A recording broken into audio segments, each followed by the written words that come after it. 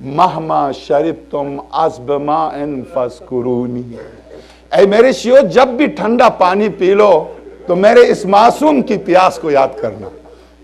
مہما شربتم عذب ماء فاذکرونی، جب ٹھنڈا پانی پی لو یا اپنے معصوم بچوں کو پانی پلاؤ تو میرے لال کو یاد کرنا۔ آقا ابا عبداللہ الحسین ارباب اعضاء، میں اس معصوم کے مصائب ایک اور انداز سے، جس طرح سے شیخ عباس قمی نے پیش کیا، اس انداز سے آپ کی خدمت میں پیش کروں کہ جس سے واقعاً انسان کے دل دہل جائیں۔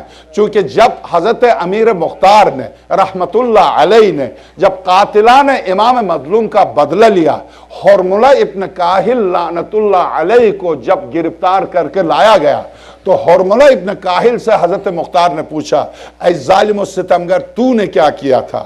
تو حرملہ کانپ کے رونے لگا۔ نفس المحموم شیخ عباس قمی کی کتاب، حرملہ کانپ کے رونے لگا۔ آقا ابا عبداللہ الحسین نے پوچھا، تو کیوں روتا ہے؟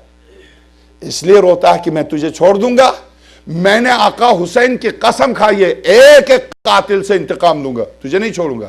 حرملہ نے کہا، اور مختار مجھے نہیں چھوڑیے، مگر آپ نے جو سوال کیا تو نے کیا کیا تھا اس پر مجھے رونا آتا۔ تو وہاں کیوں نہیں رویا؟ کہتا خدا کی قسم میں وہاں بھی رویا تھا۔ کیسے؟ جب حسین خیمے سے آخری لمحے میدان کی طرف اہل خیمہ سے رخصت ہو کے چلے، تو اب یہ حرملہ کا بیان چلے تو ابا کے نیچے، ابا کے اندر ایک چیز کو لے کے آئے۔ فوج شام یہ سمجھی کہ اب حسین قرآن کو لے کر آ رہے۔ جب میدان میں سامنے آ کر جب سامنے کیا تو دیکھا ایک ننھا سا بچہ ہے اور حسین آواز دے رہے ہیں، اے کوفہ و شام والو، اگر تم سمجھتے ہو کہ تمہارا حسین مخالف ہے تو حسین مخالف ہے۔ میرا 3 دن کا پیاسا ماں کا دودھ خشک ہو چکا ہے، تم اسے اپنے ہاتھوں میں لے لو، تم اپنے ہاتھوں میں لے لو۔ کیا تم میں کوئی صاحب اولاد نہیں ہے؟ اپنے ہاتھوں میں لے لو، اس بچے کو 3 قطرے پانی کے دو، اس کی جان بچ جائے۔ جس وقت حسین نے اس معصوم کو سامنے کیا، یہاں تک پہنچے تھے اور ایک مرتبہ چیخا، یا علی کہہ کے زمین پر گرا، اے ساقی کوثر، کیا آپ کے بچے اس طرح سے پیاسے کہ حسین دشمن سے پانی طلب کرے؟ اور حضرت مختار جب زمین پر گرا، مالک اشتر کے صاحبزادے حضرت ابراہیم نے اٹھایا، پانی پلایا۔ جب حضرت مختار کو ہوش میں لایا، مختار نے کہا، کیا تجھے رحم نہیں آیا؟ یہ حرملہ ابن کاہل لعنت اللہ علیہ کہتا ہے، مختار جب کہ یہ تڑپ کے رو رہا، مختار اس وقت دیکھا فوج شام رو رہی ہے، علی اصغر کو دیکھ کے رو رہی ہے، تو ایک مرتبہ انقلاب آ رہا تھا۔ ابن سعد نے مجھ سے کہا، حرملہ کیا دیکھ رہا؟ انقلاب آ چکا ہے، اقطع کلام الحسین، حسین کی گفتگو کو قطع کر دے، انقلاب آ رہا۔ تو میرے پاس وہ تیر تھا جو گھوڑوں کے لیے استعمال ہوتا ہے، بس صاحبان اولاد، وہ تیر میں نے کمان میں ڈالا۔ یہ کہہ کر جب یہ ملعون تڑپ کے رویا تو مختار پھر پوچھتا ہے، تو نے کیا کیا؟ کہتا مختار تو برداشت نہیں کر سکے گا۔ کہا نہیں، تو بول لے کیا کیا؟ کہا جب تیر سے شعبہ کو کمان میں ڈال کے معصوم کے حلق مبارک کو نشانہ بنایا تو پھر تڑپ کے رویا۔ کہا پھر کیا ہوا؟ کہا مختار ایک خاتون آئی اور اس نے ہاتھ بلند کیے، آواز دی، ظالم میرے معصوم نے کیا بگاڑا ہے؟ رک جا میرے معصوم نے کیا بگاڑا ہے؟ رک جا۔ جب ایک خاتون آئی تو اب حضرت مختار کہتے ہیں تو جھوٹ بولتا ہے۔ کہا خدا کی قسم، کہا نہیں، اس لیے کہ مجھے پتا ہے یہ حمید ابن مسلم بیٹھے ہوئے ہیں جو واقعہ کربلا لکھنے پر مامور تھے، بیٹھے ہوئے ہیں۔ حمید ایسا ہوا تھا، حمید ابن مسلم یزید کی طرف سے لکھنے پر مامور تھا، وہ مختار کے پہلو میں بیٹھا ہوا۔ مختار نے پوچھا حمید کیا یہ صحیح کہہ رہا؟ ہاں۔ حمید نے کہا بے شک یہ صحیح کہہ رہا، خاتون آئی تھی۔ تو مختار کو حیرت ہوتی ہے کہ میں نے تو سنا کہ ابھی تو حمید تو کہہ رہا تھا جب تک آقا حسین موجود تھے خیمے سے کوئی خاتون نکلی نہیں تھی، تو اب ہاں مختار نے جب یہ کہا تو اب حمید بھی کہتا نہیں خیمے سے وہ خاتون نہیں آئی تھی، اور اب حرملہ بھی کہتا کہ خیمے سے نہیں آئی تھی۔ اب مختار کہتا جب خیمے سے نہیں آئی تھی تو وہ کہاں سے آئی تھی؟ اب حرملہ کہتا ہے مختار برداشت کر لو، دل پر ہاتھ رکھ کے سنو، خدا کی قسم وہ خیمے سے نہیں آئی تھی، وہ میری نظر میں وہ سوائے زہرا کے کوئی نہیں تھی، وہ رسول کی بیٹی زہرا تھی جو آئی تھی۔ جب شہزادی رسول کی بیٹی زہرا تھی، خیمے سے کوئی نہیں آئی تھی، جیسے ہی مختار نے شہزادی کا نام سنا، شہزادی کا نام سنا، اب مختار اٹھے، مختار اٹھ کر مختار نے جس وقت یہ جملہ سنا کہ وہ زہرا مرضیہ تھی، تو جیسے ہی مختار نے یہ جملہ سنا پھر چیخ کے زمین پر گرے۔ ابراہیم بن مالک اشتر نے تھاما۔ اب جب مختار اٹھے، ہرملہ تمام کرو، اس کے بعد کیا ہوا؟ تو اب بس ارباب اعضاء، اس کے بعد ہرملہ کی گفتگو ختم۔ حمید ابن مسلم سے پوچھا، حمید تو بتا دے اس کے بعد کیا ہوا؟ اس کے بعد ہرملہ کی بات قابل برداشت نہیں تھی مختار کے لیے، حمید تو بتا دے۔ اب حمید ابن مسلم کہتا ہے، مختار جس وقت اس معصوم کے حلق مبارک کو اس ملعون نے نشانہ بنایا تو میں نے اپنی آنکھوں سے دیکھا حسین نے اس معصوم کے خون مقدس کو ہتھیلی میں لیا اور آسمان کی طرف بلند کر کے کہا، پروردگار تو گواہ رہنا میرے اس معصوم کے اس خون کا آسمان کی طرف آسمان سے آواز واہی نہیں حسین، قیامت تک بارش نہیں برسے گی۔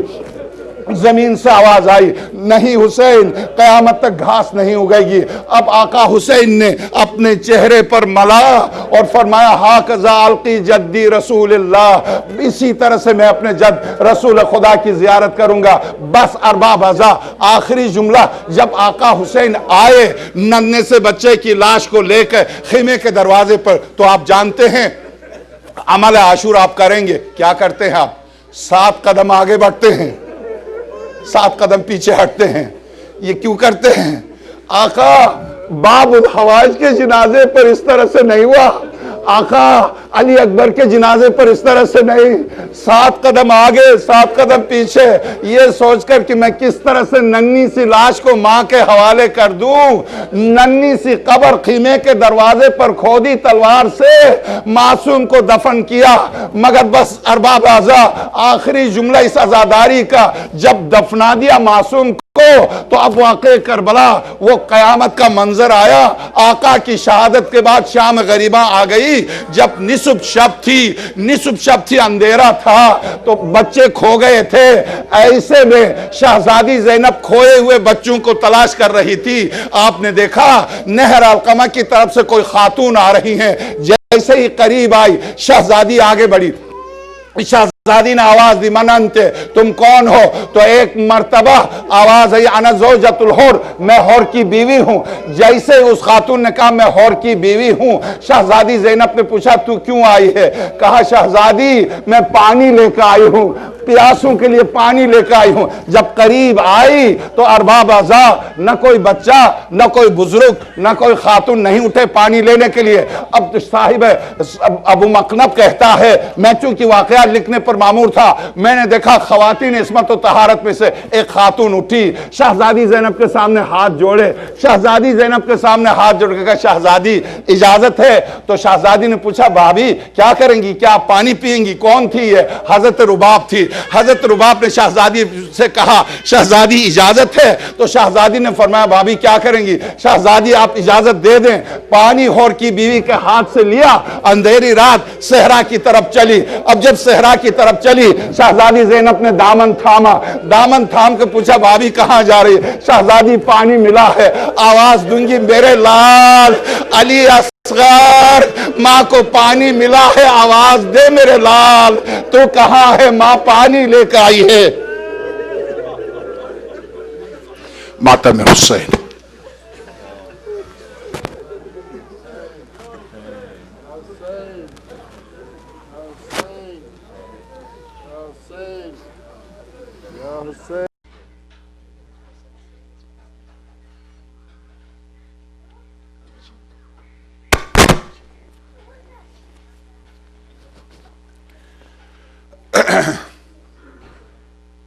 صلی اللہ علیہ یا رسول اللہ، صلی اللہ علیہ یا امیر المؤمنین، صلی اللہ علیہ یا فاطمۃ الزہراء، صلی اللہ علیک یا ابا محمد یا حسن المجتبی یا ابن رسول اللہ صلی اللہ علیک یا ابا عبداللہ صلی اللہ علیک یا ابن رسول اللہ صلی اللہ علیک یا غریب کربلا صلی اللہ علیک یا مظلوم لعن اللہ الظالمین لکم من الاولین والآخرین من اول یوم ظلمهم الى لقاء یوم الدین 4 بجے آپ کی زحمت کو ختم ہونے میں 3 گھنٹے رہ گئے 3 گھنٹے کے بعد آپ اپنے بچوں کے ساتھ آرام کر لیں گے مگر زہرا کی بیٹیاں اب غربت شروع ہوئی ہے زینب کی اب غربت شروع ہوئی ہے ام کلثوم کی ارباب عذاب میں ظاہر مصائب یہ مصائب کی مجلس ہے عصر عاشور ہے اب نہ عباس ہیں نہ قاسم ہیں نہ اون محمد ہیں اور نہ علی اکبر ہیں آقا نے ایک دفعہ جب میدان کی طرف چلے ہیں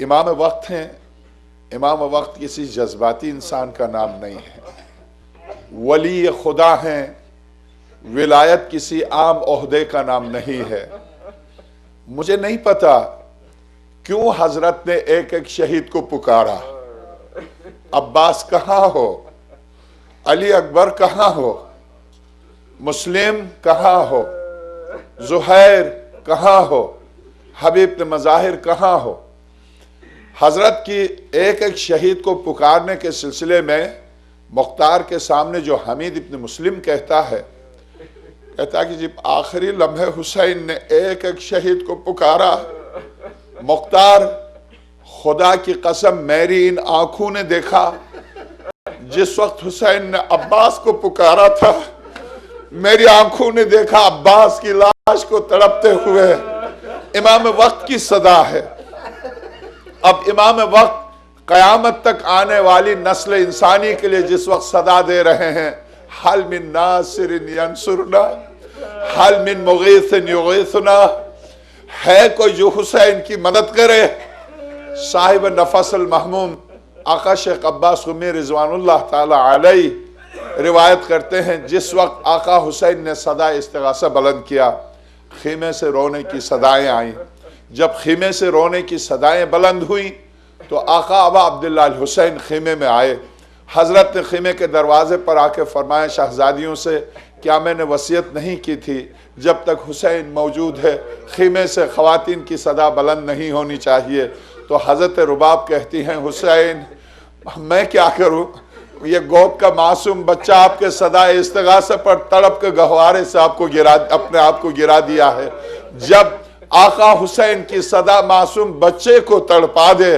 اب صرف یہی نہیں آسمان کے دروازے کھل چکے ہیں درہائے جلالت و عظمت کھل چکے ہیں جس وقت یہ صدا آئی تھی ہر عام و خاص نے اس آیت کی تلاوت سنی یا ایتها النفس المطمئنہ ارجعی الى ربک راضیۃ مرضیہ فادخلی فی عبادی وادخلی جنتی جس وقت یہ صدا آئی آقا حسین معصوم کی شہادت کے بعد اب جب میدان کی طرف جا رہے ہیں میرے عزیز سابقہ مجلس میں نے عرض کیا یہ مصائب کی مجلس ہے یہ وہ عصر عاشور ہے عصر عاشور کے کیا معنی میں بار بار اس جملے کو کیوں دہرا رہا ہوں آپ خطیب کے منتظر نہ رہیں کہ وہ کچھ کہے گا تو آپ روئیں گے یہ وہ وقت ہے جس وقت شہزادی اب حسین کے گرد तवाफ करती हुई रोती हैं। ये वो वक्त है जो सरवर कायनात अब करबला में है, रो रहे हैं।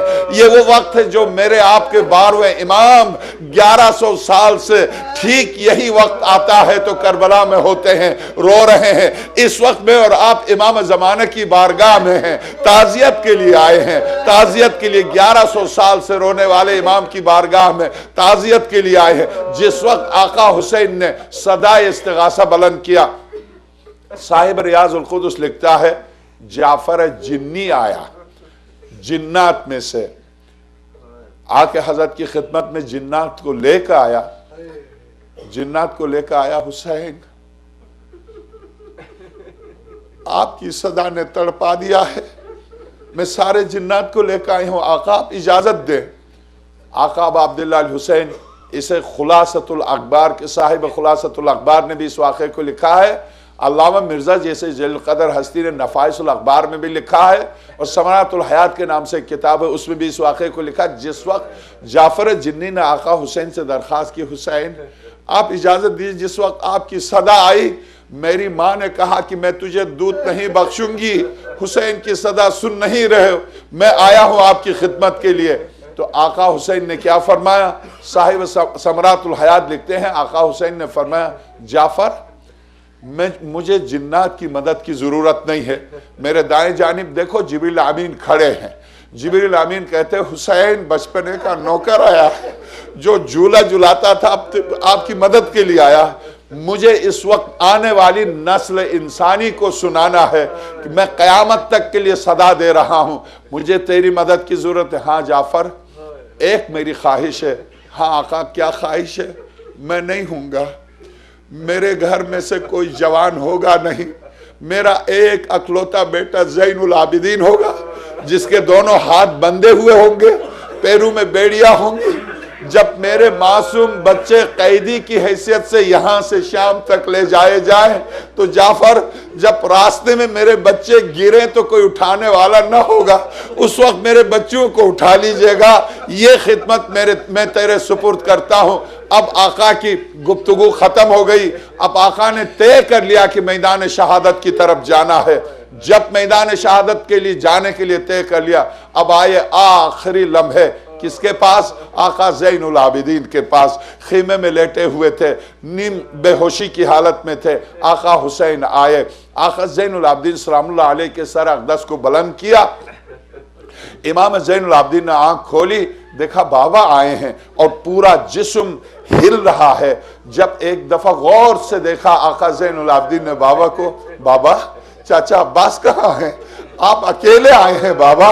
तो अब मेरे चौथे इमाम से फरमाते हैं आका हुसैन, मेरे नूर नजर बस इतना समझ लो कि इस वक्त तुम हो और मैं हूं, बस। अब चूंकि ज़ैनुल आबिदीन एक एक शहीद के बारे में पूछना चाह रहे थे, आका ने इसे मुख्तसर करके कहा ज़ैनुल आबिदीन खेमे में सिर्फ तुम हो बस और मैं हूं। अब जब ये गुफ्तगू हो चुकी, वरसे इमामत आका इमाम ज़ैनुल आबिदीन के सुपुर्द कर चुके, और आका इमाम ज़ैनुल आबिदीन को वसीयत की मेरे लाल किसी मंजिल पर बद्दुआ नहीं देना, और यही वसीयत शहजादी ज़ैनब से की, अब मैदान की तरफ चले। अब जब मैदान की तरफ चले हैं तो बस दो जुमलों की जहमत दूंगा, आपकी जहमत ख़त्म। और चूंकि शाम गरीबा जाहिर है, वो शाम गरीबा शहजादी की मुसीबत की शाम, वो शब है, और शब 7 बजे जो मजलिस होगी वो शाम गरीबा की दो जुमले हजरत की शहादत के।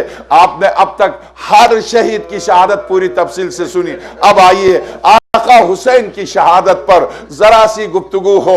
आका हुसैन जब आए हैं और जिस वक्त इस आयत की तिलावत जमीन और आसमान के बीच में गूंजी कि या अय्यतुहन नफ्सुल मुतमइन्ना इरजई इला रब्बिकी रादियतन मर्दिया, उस वक्त आका हुसैन दीवार कोफा से फौज शाम टकरा चुकी थी।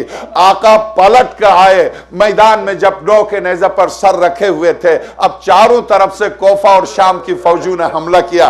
किसी के हाथ में पत्थर था, किसी के हाथ में नेज़ा था, किसी के हाथ में तलवार थी।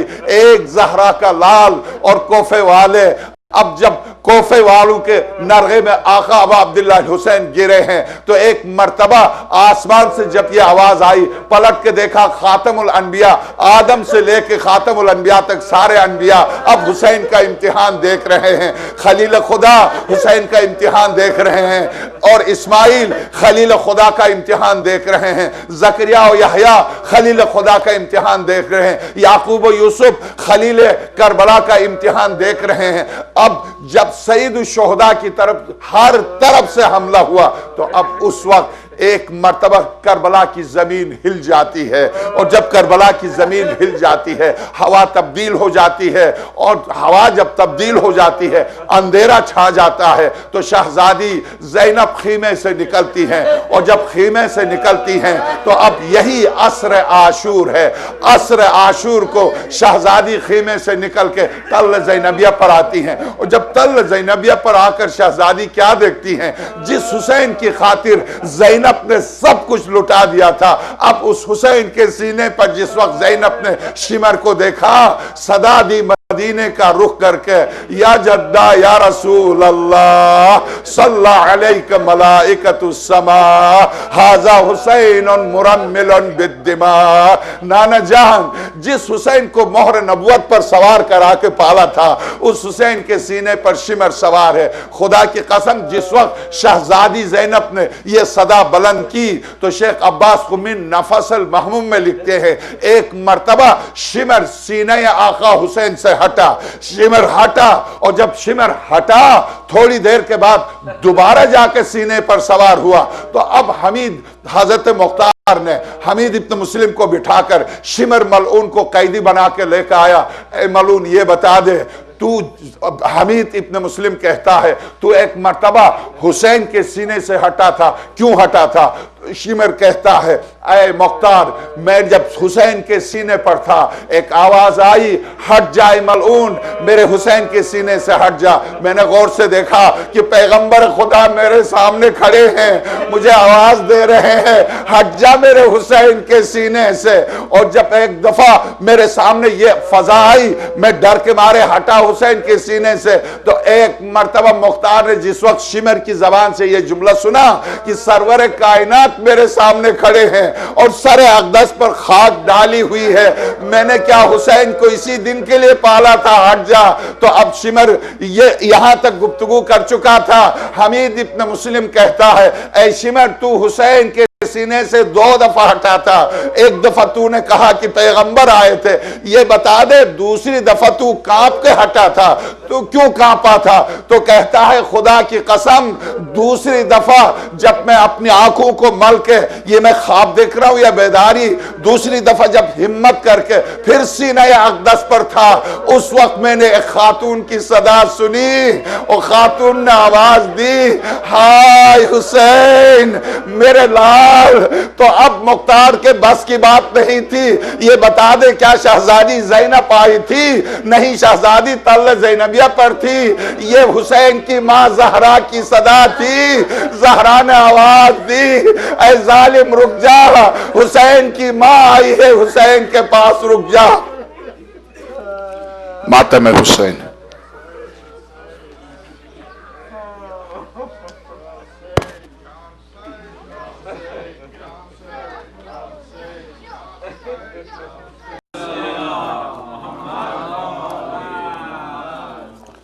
اعوذ باللہ من الشیطان اللعین الرجیم، بسم اللہ الرحمن الرحیم، الحمدللہ رب العالمین، باری الخلائق اجمعین، باعث الانبیاء والمرسلین، والصلاة والسلام علی اشرف الاولین والآخرین، خاتم النبیین، حبیبنا و حبیب الہ رب العالمین، ابی القاسم محمد، اللہم صل علی محمد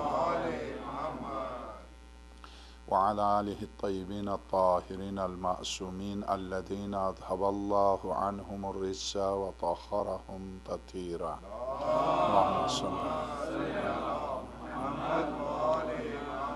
واللعنة الدائمة على أعدائهم أجمعين من أول يوم ظلمهم إلى لقاء يوم الدين. أما بعد، فقد قال الحكيم بسم الله الرحمن الرحيم: من ذا الذی یشفع عندہ الا بإذنہ یعلم ما بین ایدیہم وما خلفہم صدق اللہ العلی العظیم۔ چونکہ جو موضوع چل رہا تھا اسی سے متعلق ہماری کل کی بھی اور آج کی بھی گفتگو ہے۔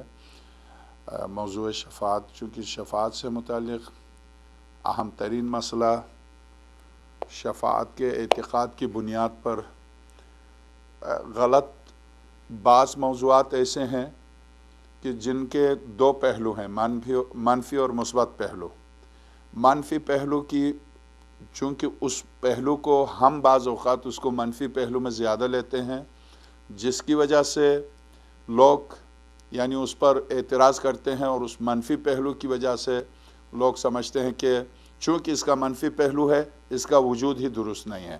مثلا آقا امام زمانہ ارواحنا لہ الفداء کہ وجود مقدس سے متعلق جو لوگ اعتراض کرتے ہیں، خاص طور سے مکتب اہل البیت سے ہٹ کر جو دوسرے مکاتب پہ اعتراض کرتے ہیں، ان کے اعتراضات کا ایک جواب دیا ہے آیت اللہ ناصر مکارم شیرازی نے۔ سب سے پہلا اعتراض یہ ہے کہ مہدی موعود کے عقیدے نے غلط انبیاء پیدا کیے، غلط مہدی ہونے کا دعویٰ دار پیدا کیے، یہ موضوع شروع سے ہوتا ہی نہ، کوئی دعویٰ ہی نہ کرتا۔ تو اس کا بہترین جواب دیا ہے آیت اللہ ناصر مکارم شیرازی نے۔ غلط دعویٰ کی بنا پر کسی حقیقت کا انکار آپ نہیں کر سکتے۔ اگر آپ یہ اصول بنا لیں کہ موضوع امامت کی وجہ سے چونکہ بہت سے لوگوں نے مہدی موعود ہونے کا دعویٰ کیا ہے، اس لیے اس موضوع ہی کے بنیاد سے انکار کریں، تو پھر خدا سے انکار کریں۔ بہت سے لوگوں نے خدا کا دعویٰ کیا، خدائی کا دعویٰ کیا، تو اس موضوع کی وجہ سے آپ خدا سے انکار کریں، پہلی بات۔ پھر دوسری بات یہ کہ نبوت سے انکار کریں۔ کتنے جھوٹے نبی بنے، مسیلمہ کذاب نے نبوت کا دعویٰ کیا۔ تو جھوٹے دعویٰداروں کی وجہ سے کسی موضوع کے قرآن اور سنت سے ثابت ہونے کے بعد آپ صرف اس بنیاد پر اس کی نفی کریں کہ اس سے منفی پہلو نکلتا اور غلط استفادہ کرتے ہیں، تو کون سا ایسا موضوع ہے جس سے لوگوں نے غلط استفادہ نہ کیا ہو؟ خدا بن بیٹھے، پیغمبر بن بیٹھے۔ تو اب اگر آپ یہ کہتے ہیں کہ چونکہ شفاعت کے موضوع سے غلط لوگ فائدہ اٹھاتے ہیں، تو کس موضوع سے لوگوں نے غلط فائدہ نہیں اٹھایا؟ آپ جعلی عالموں کو دیکھیے، جعلی ڈاکٹروں کو دیکھیے، آئے دن جعلی ڈاکٹر پکڑے جاتے ہیں۔ تو پھر آپ میڈیکل پر پابندی لگا دیے اس لیے کہ باہر جعلی ڈاکٹر گھوم رہے ہیں۔ وہ کون سا دنیا کا موضوع ہے جس سے بشریت نے سوء استفادہ نہ کیا ہو؟ تو اس کے معنی یہ نہیں کہ اگر کسی موضوع سے غلط فائدہ اٹھا رہے ہیں تو آپ اگر موضوع 100% صحیح ہے تو بھی اس کو بند کر دیں چونکہ غلط فائدہ اٹھا رہے ہیں۔ تو جعلی ڈاکٹر ہیں، جعلی پولیس ہیں، کتنے ایسے پولیس کے لباس میں پکڑے گئے، پتہ چلا جعلی پولیس ہیں۔ تو آپ سارے ادارے بند کر دیجئے، اس لیے کہ ہر ادارے سے انسان غلط فائدہ اٹھا رہا۔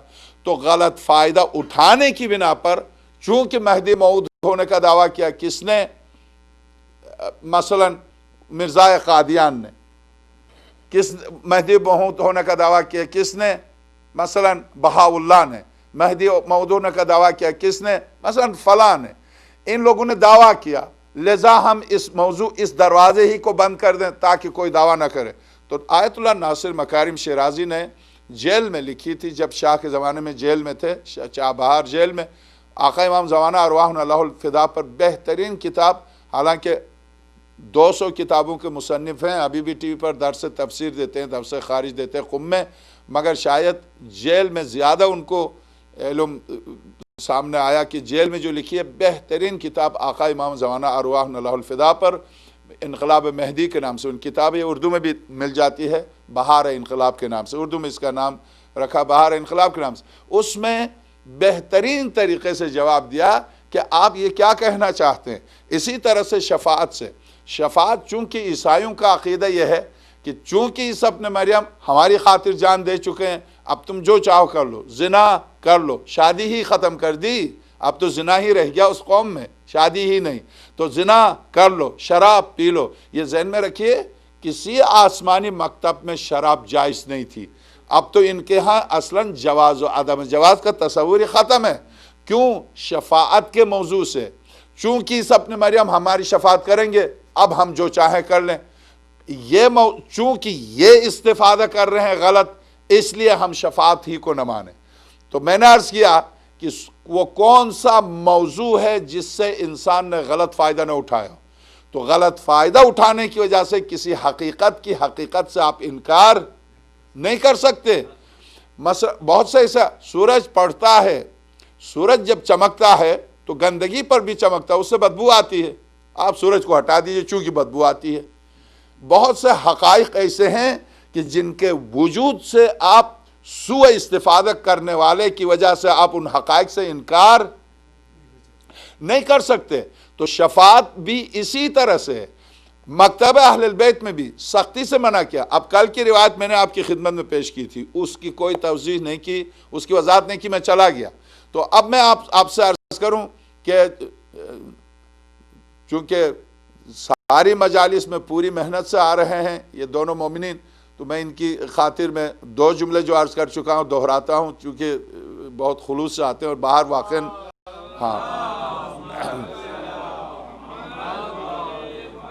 شفاعت کے موضوع سے ایک مکتب نے بنیادی طور پر انکار کیا کہ شفاعت ہے نہیں۔ کیوں؟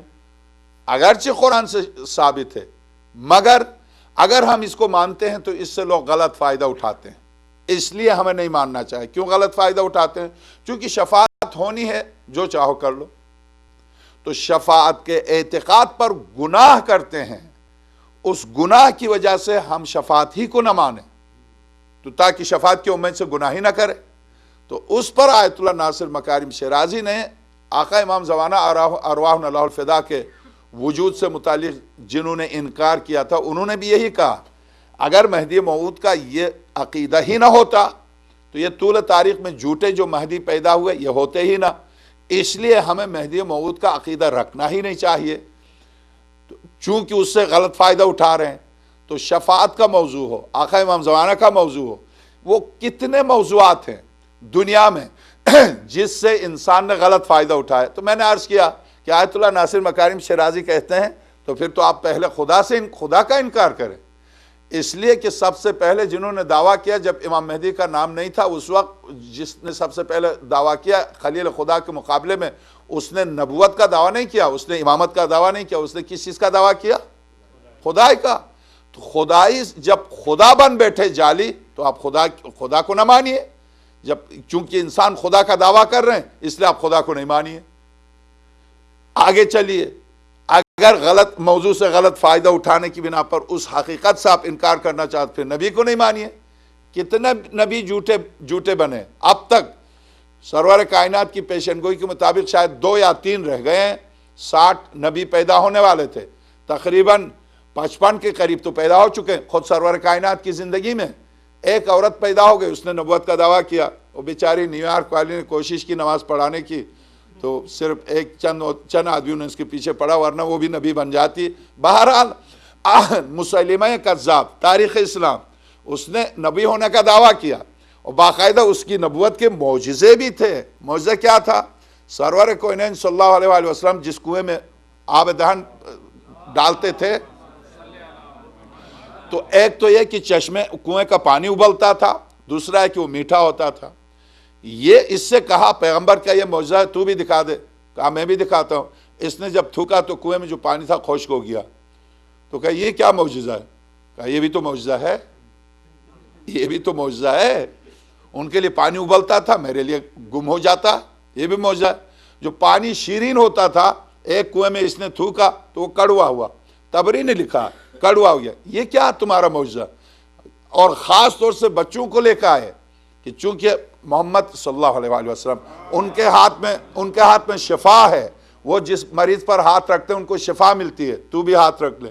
ہاتھ رکھا، ایک تو گنجا ہو گیا، دوسرا مر گیا۔ یہ تو کیا کر رہا؟ کہا بس میرے معجزے یہی ہیں۔ تو اب معجزہ یعنی تو اب آپ یہ بتائیے کہ نبوت سے غلط فائدہ اٹھایا تو نبوت کو نہیں مانیے، خدا سے غلط فائدہ اٹھایا خدا کو نہیں مانیے۔ تو اسی طرح سے امام مہدی صلوات اللہ السلام علیہ ارواحنا اللہ الفدا، چونکہ لوگ کسی موضوع سے غلط فائدہ اٹھا، میں نے مثال دی جعلی پولیس ہے، پھر پولیس کے ادارے کو بند کر دیجئے، کیونکہ لوگ جعلی پولیس بن کے لوٹتے ہیں لوگوں کو، جعلی ڈاکٹر ہیں لوگوں کی زندگی سے کھیلتے ہیں، تو آپ میڈیکل پر پابندی لگائے نہیں، جعلی ڈاکٹر بن کے لوگوں کی زندگی سے کھیلتے ہیں۔ کسی موضوع کی حقیقت سے چونکہ کچھ لوگ غلط فائدہ اٹھاتے ہیں ہم انکار کریں گے؟ نہیں کر سکتے۔ آپ ایک حقیقت ہے، اسے انکار نہیں کر سکتے ہیں۔ کتنی ایسی حقیقتیں ہیں جن سے لوگوں نے غلط فائدہ اٹھایا، مگر حقیقت اپنی جگہ پر ہے، حقیقت اپنی جگہ پر ہے۔ اس غلط فائدے کی وجہ سے حقیقت کے وجود سے آپ انکار نہیں کر سکتے۔ تو اب چونکہ شفاعت کے سلسلے میں جنہوں نے انکار کیا ان کی دلیل یہی تھی کہ شفاعت ہی کے عقیدے پر عیسائی کیا کرتے ہیں؟ آج زنا وہ کرتے ہیں، شراب وہ پیتے ہیں، سارے جرائم وہ کرتے ہیں، کہتے ہیں عیسیٰ بیٹھے ہوئے۔ یہ عقیدہ مکتبہ اہل البیت میں قطعاً یہ قابل قبول نہیں ہے، اور اب تک آپ سن چکے اس موضوع پر قطعاً قابل، یعنی میں جو چاہوں جرائم کروں، میرے لیے وہاں بیٹھے ہوں۔ شعر و شاعری کے طور پر، خطابت کے جوش میں جو میں جو چاہوں کر لوں۔ خاص طور سے بعض اوقات شعراء کرام اس طرح سے کہتے ہیں جیسے نہ خدا ہے، نہ پیغمبر ہے، نہ کوئی آخرت ہے، بیٹھے ہوں امیر الم۔ ایسا نہیں ہے، بالکل بھی ایسا نہیں ہے۔ نہ میری خطابت کا نام دین ہے، نہ کسی شاعر کی شاعری کا نام ہے۔ دین احکام الہی کے ایک مجموعے کا نام ہے جس کے لیے خاص طور سے معصوم ہستیوں کو بھیجا تاکہ عصمت کے دائرے میں یہ پیش ہو۔ میری آپ کی خواہشات کا نام دین تھوڑی ہے کہ میں اپنی خواہشات کا نام دین رکھوں، یہ دین نہیں ہے۔ تو اب شفاعت کا موضوع بھی بالکل اسی طرح سے ہے۔ شفاعت کے موضوع سے اگر لوگ غلط فائدہ اٹھاتے ہیں، عیسائی نے غلط فائدہ اٹھایا، یہودی کہتے ہیں ہم سب کے سب ہم انبیاء کی اولاد سے ہیں، جبکہ 70 انبیاء قتل کرتی تھی بدبخت یہ قوم، تو انبیاء کی اولاد سے ہم جو چاہیں کر لیں۔ تو قرآن کریم نے ان سب کی نفی کی۔ شفاعت کے اس موضوع کو شروع کرتے وقت اسی آیت کی میں نے تلاوت کی تھی، شفاعت کی نفی کی۔ کہاں کہ تم یہ سارے جرائم کر کے کہتے ہو شفاعت ہے، قطعاً نہیں ہے۔ وہاں نہیں ہے سے مراد ان کے عقیدے کی نفی ہے۔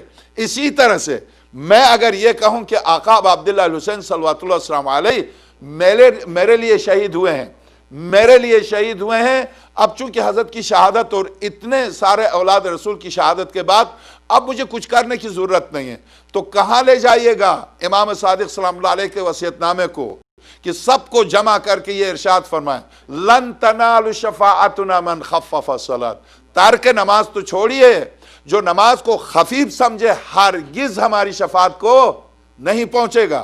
کہاں لے جائے گا؟ یہ روایت جو میرے سامنے ہے، جس پر آج میں آپ کے سامنے گفتگو کر رہا ہوں، ارشاد ہو رہا ہے شفاعت۔ اب آپ غور کیجئے، مکتبہ اہل البیت مکتبہ علم ہے، مکتبہ حکمت ہے، مکتبہ دلیل ہے۔ ایسا نہیں ہے کہ میرے آپ کے خیالات کے مجموعے کا نام مکتبہ اہل البیت ہو۔ ایک شخص خواب میں امارات میں مجلس پڑھ رہا تھا، ایک شخص مجلس کے دوران، ظاہر ہے وہاں قبلہ ذیشان صاحب مرحوم خدا غریق رحمت کرے، ان کے انتقال کے بعد چونکہ وہاں ابوظہبی میں ایک ہی مجلس ہوتی ہے، روڈ پر ہوتی ہے اور وہ بھی حکومت کے کنٹرول میں ہوتی ہے، تو 20 سے 25 ہزار کا مجمع ہوتا ہے۔ سارے کام کرنے والے سارے اتفاق سے پاکستان کے مومنین ہیں، زیادہ تر پارا چنار کے، تو وہ سارے مومنین ہیں۔ 20 سے 25 ہزار کا مجمع ہوتا ہے، ساری کمپنیوں سے، تیل کمپنیوں میں، روڈ پر کام کرے سب شیعہ، 20-25 ہزار کا مجمع ہوتا ہے۔ اب مجمع میں اٹھ کے ایک صاحب پمفلٹ تقسیم کر رہے ہیں، میں بیٹھ گیا ہوں ممبر پر، کیا کر رہے ہو؟ یہ پمفلٹ ہے۔ کیا پمفلٹ ہے؟ مولانا واللہ آپ مکتبہ اہل بیت کہاں پہنچ رہا، کیا کر رہے ہیں واقعاً، اس کے پیچھے کن کا ہاتھ ہے؟ وہ تو خیر ہر مومن کو بیدار ہونا چاہیے۔ اب وہ پمفلٹ کیا ہے یہ؟ مولانا وہ میں نے خواب میں دیکھا۔ کیا خواب میں دیکھا؟ واللہ باللہ کیا خواب میں دیکھا؟ خواب میں یہ دیکھا کہ مجھے حکم ہوا کہ تشہد میں علی ولی اللہ کہو۔ میں نے کہا روک لو، ابھی روک لو، بیٹھ جاؤ، بیٹھ جاؤ۔ نہیں مولانا نہیں، بیٹھ جاؤ۔ میں نے کہا بیٹھ جاؤ، بیٹھ گیا۔ اب میں شروع ہو گیا، تیرے اور تجھ جیسوں کے خواب کا نام مکتبہ اہل البیت ہے؟ بندے خدا، تو کیا اپنے خواب کو مذہب میں شامل کرنے کے لیے لے کے چلا آیا؟ کیا کر رہا ہے یہ؟ پھر جب پوری مجلس میں نے خواب پر، ابراہیم خلیل کا خواب، یوسف کا خواب، یعقوب کا خواب، عزیز مصر کا خواب، پھر خواب پر مجلس شروع کی، اے بندے خدا، سوائے انبیاء کے کسی کا خواب قابل قبول نہیں ہے، تو کون ہے؟ کیا خواب دیکھ کر اپنے خواب کو لے کے آیا، مجمع میں تقسیم کر رہا کہ تشہد میں علی ولی اللہ کہو؟ تمہارے خواب کا نام مکتبہ اہل البیت۔ لوگ مذاق اڑائیں گے، دیکھو ان کا مکتب کیا، جس نے جو خواب دیکھا اس کو مذہب میں شامل کر لیا. لوگ مذاق اڑائیں گے اس مکتب کا. یہ واحد مکتب ہے جس نے سوائے معصوم کے کسی کے قول کو حجت تسلیم ہی نہیں کیا. ہم صرف معصوم کی خاطر طول تاریخ میں کٹتے آئے. ہم صرف اس عصمت کی وجہ سے دامن عصمت کو تھاما. یزید نہیں مانیں گے, آگے نہیں مانیں گے, آگے نہیں مانیں گے. آپ دیکھیے رہبر معظم کا اس سال کا نہیں گزشتہ سال کا خطبہ دیکھیے. گزشتہ سال کا خطبہ جس میں تمام سفراء بیٹھے ہوئے تھے. عقیدے میں سودا نہیں ہے, عقیدے میں سودا نہیں ہے. عقیدے میں ہاں بے شک مکتب اہل بیت گالی گلوچ کا نام نہیں ہے. علی جو علم الہی ہے, ضرورت کیا آپ کو گالی دینے کی. قتل جیسا کہ ابھی میں نے مجلس میں عرض کیا سبتین کی میں نے, قتل و غارت, پتھراؤ, جلاؤ وہاں ہے جہاں اپنے مکتب کی صحت پر دلیل نہ ہو. جس مکتب کی بنیاد و اساس اخلاق پر ہو, عصمت پر ہو, علم پر ہو, قرآن پر ہو, وہاں جلاؤ گراؤ نہیں ہے, وہاں پتھراؤ نہیں ہے, وہاں گالی نہیں ہے. ہاں قرآن نے جن پر لعنت کیا ہم یہی کہتے ہیں قرآن نے جن پر لعنت کیا ان پر لعنت. بس لعنت گالی ہوتی تو قرآن گالیوں سے صاف ہے, گالی نہیں ہے وہاں. اگر قرآن نے کسی پر لعنت کیا ہے تو وہ گالی نہیں ہے, ورنہ آپ کی نظر میں قرآن گالیوں کی کتاب ہو جائے گی.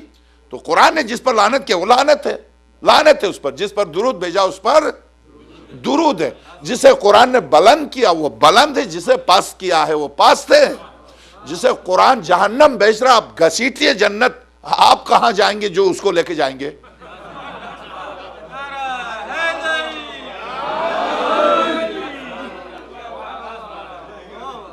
ہم آپ کون ہوتے ہیں جہنم جانے والے کو پکڑ رہے جنت چلا, وہ زبردستی جا رہا تو کیوں لے کے آ رہا, چھوڑ دے جانے دے. اگر تجھے اتنا ہی شوق ہے تو ہی چلا جا اس کے پیچھے. تو مسئلہ یہ ہے میں عرض کروں کہ اب چونکہ مکتب اہل البیت مکتب منطق و مکتب علم ہے, اب آپ غور کیجئے کیا ارشاد فرمایا. کل کی روایت صرف روایت پڑھ کے گزر گیا, آج اسی کی وضاحت. کیا ارشاد ہوا, اذا کان یوم القیامہ بعث اللہ العالم والعابد. قیامت کے دن جب قیامت کا دن ہوگا تو خدا عابد اور عالم دونوں کو لے کے آئے گا. میدان محشر میں سب آئیں گے, مومن آئے گا, عابد آئے گا, عالم آئے گا, جاہل آئے گا, سب ہوں گے وہاں. جب بعث اللہ, حضرت امام صادق صلوات اللہ علیہ کا ارشاد ہے. بہار الانوار جلد 3 صفحہ 305. ایک بچہ لکھ رہا ہے, اس کے لیے میں حوالہ دے رہا ہوں تاکہ اسے دقت نہ ہو. خدا ایسے بچوں کو سلامت رکھے, تاکہ کوئی تو ہو جو مولوی کو پکڑ بھی سکے. یا آپ نے, مجھے بہت خوشی ہے اس بچے سے جس نے مجھ سے سوال کیا تھا کہ آیت تطہیر بیچ میں کیوں آئی ہے. مجھے خوشی ہوتی ہے چونکہ مجھے احساس ہوتا ہے کہ کوئی واقعاً سن رہا. رسمن آ کے رسم نہیں ہے, عبادت ہے. یہ ایسی عبادت آپ دیکھ لیجئے, آپ دیکھ لیجئے مفاتی میں, اعمال شب قدر میں امام رضا صلوات اللہ علیہ کا ارشاد گرامی. مفاتی میں دیکھیے 1000 رکعت نماز شب قدر میں, 1000 دفعہ سورہ انا انزلنا کی تلاوت, ختم قرآن, 1000 دفعہ استغفار, خود معصوم کی زیارت, اور مسلسل رات بھر رو کے جاگنا. یہ سب ایک طرف, ایک طالب علم کے پاس بیٹھ کے چند مسئلے معلوم کرنا ایک طرف. چونکہ مسائل معلوم کرنے سے میرا دین صحیح ہوتا ہے. بات پھر وہی آتی ہے, میرے اپنے بنائے ہوئے خیالات کا نام دین نہیں ہے. دین معصوم ہستیوں کی سیرت و کردار و گفتار کا نام ہے. اب وہ کہاں ہے مجھے تلاش کرنا ہے. تو اس لیے اب آپ دیکھیے شفاعت کے لیے کیا ارشاد ہوتا ہے امام ششم سلام اللہ علیہ کا. اذا کان یوم القیامہ بعث اللہ العالم والعابد. خدا قیامت کے دن عابد اور عالم دونوں کو لے کے آئے گا. فَإِذَا وَقَفَ بَيْنَ يَدَ اللَّهِ عَزَّ وَجَلَّ. جب یہ بارگاہ الہی میں عرش الہی کے سامنے عابد و عالم دونوں کھڑے ہوں گے, قِيلَ لِلْعَابِد, عابد سے کہا جائے گا انطلق الى الجنہ, تو کیوں کھڑا, چلا جائے جنت. تو عابد اپنی ذات کو لے کے جنت گیا, وہ جنت گیا. وَقِيلَ لِلْعَالِمِ, عالم سے کہا جائے گا قِف, رک جا, تو کہاں جا رہا. تشفع للناس بحسن تعدیبک لہم, جن جن کی تو نے بہترین تعدیب و ادب کیا ہے, ادب سکھایا ہے, ان سب کو لے کے جا.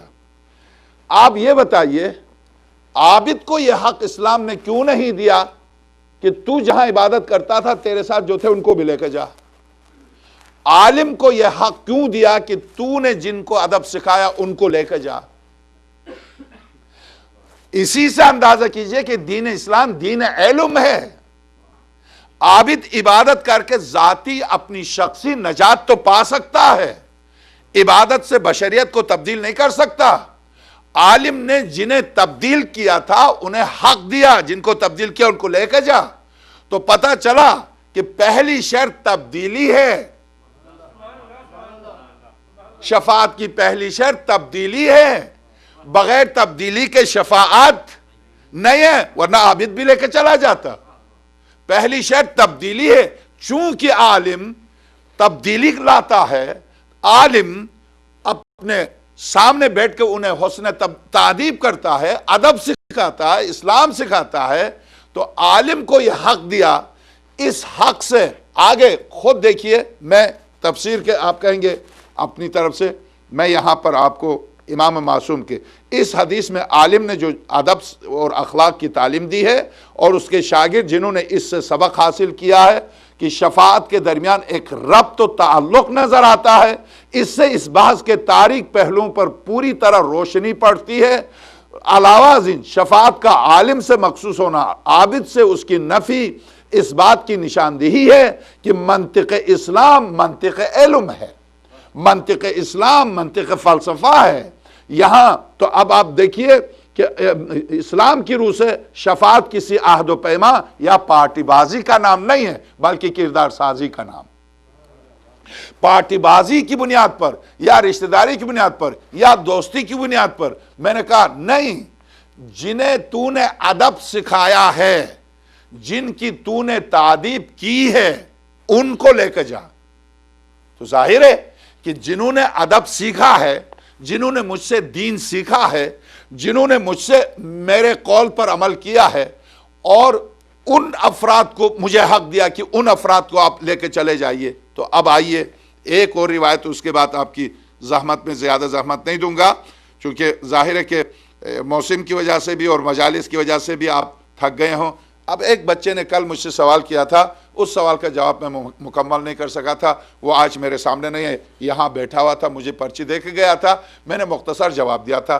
سوال یہ کیا تھا کہ شفاعت کے درجات ہیں، تو میں نے صرف یہ کہا تھا اس بچے سے، ہاں درجات ہیں، چونکہ آج وہ بچہ ہے نہیں، مگر میں آج ظاہر مجلس ان تک پہنچ جائے، نہ بھی پہنچ جائے تو میری شہری ذمہ داری ختم ہو کہ ایک معصوم بچہ مجھ سے سوال کرے، میری ذمہ داری ہے کہ میں اس کو جواب دوں، چونکہ کل مجلس اور طویل ہو رہی تھی، اور ظاہر ہے کہ مشکل یہی تھا کہ کل تو خیر شام غریبات میں مجلس پڑھی نہیں، مگر پرسوں کی مجلس میں وہ آیا تھا، اس نے سوال کیا، تو پرسوں کی مجلس میں بھی میں چونکہ 2 مجلسیں مجھے پڑھنی تھی، 4 میں پڑھ کے آیا تھا، میں تھک گیا تھا، میں جواب پوری طرح نہیں دے سکا تھا۔ آج اس بچے تک میری یہ گفتگو خواہ آپ کے توسط سے، انٹرنیٹ کے توسط سے، کسی بھی توسط سے اس بچے تک پہنچ جائے۔ کل انہیں پرچی لا کے دی تھی مجھے کہ کیا شفاعت کے درجات ہیں؟ جی ہاں، شفاعت کے درجات ہیں، شفاعت کے درجات۔ ممکن ہے میں آپ اپنے عقیدت، جس حد تک ہم نے امام المتقین کی سیرت پر عمل کیا، جس حد تک درست ہے، وہ خلوص میں کہاں سے لاؤں کہ سامنے سے تیر چل رہا ہے، سورہ مبارکہ تکویر کی تلاوت کر رہا، صحابی پیغمبر ہے، یہ صرف مولا کائنات سے آپ سمجھتے ہیں مولا کائنات کی عبادت کا تعلق اس سے بہت بلند ہے۔ میں عمار یاسر سے متعلق روایت ہے، عمار یاسر سے، عمار یاسر مہاجر تھے، ابو ایوب انصاری انصار میں سے تھے، ایک جنگ میں سورہ تکویر نازل ہو چکی تھی، ایک جنگ میں جا رہے تھے، رات کا دن بھر کا چلا ہوا مسلمانوں کا فوجی قافلہ تھکا ہوا تھا، سو رہے تھے، سرور کائنات بھی سو رہے تھے۔ سرور کائنات نے فرمایا کہ 2 صحابی، ایک مہاجرین میں سے ایک انصار میں سے، وہ ڈیوٹی دے۔